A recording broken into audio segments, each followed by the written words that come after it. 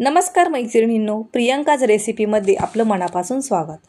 उन्हाळ्याची चाहूल लागली की मिल्कशेक, सरबत, आईस्क्रीम, फालुदा असे थंड थंड पदार्थ प्यावेसे व खावेसेही वाटतात।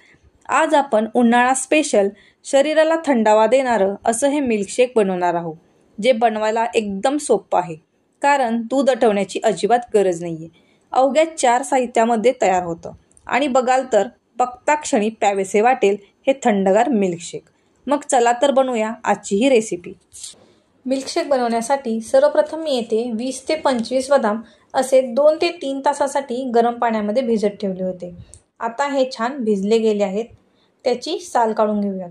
बदाम हे चांगले भिजले गेले असतील तर त्याची साल पटकन निघते।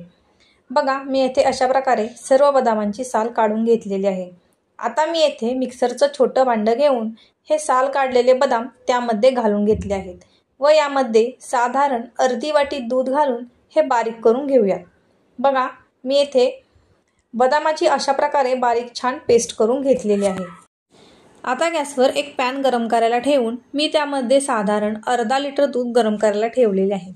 हे दूध अशा प्रकारे हलवत गरम करून घ्यायचे। तसेच मी येथे गाईचे दूध वापरलेले आहे, तुम्ही म्हशीचे दूधही वापरू शकता। बघा, इथे दूध थोडेसे गरम झालेले आहे। आता मी येथे अर्धी वाटी मिल्क पावडर घेतली आहे व त्यामध्ये 1 चमचा कस्टर्ड पावडर घातली आहे। तसेच त्यामध्ये हे कोमट दूध घालून हे छान मिक्स करून घ्यायचे।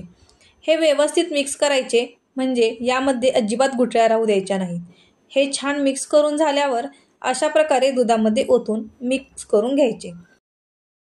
लक्षात घ्या, हे दूध उकळायच्या आधीच यामध्ये हे मिल्क पावडर व कस्टर्ड पावडरचे दूध ओतून घ्यायचे व हे अशा प्रकारे एकसारखे हलवून घ्यायचे।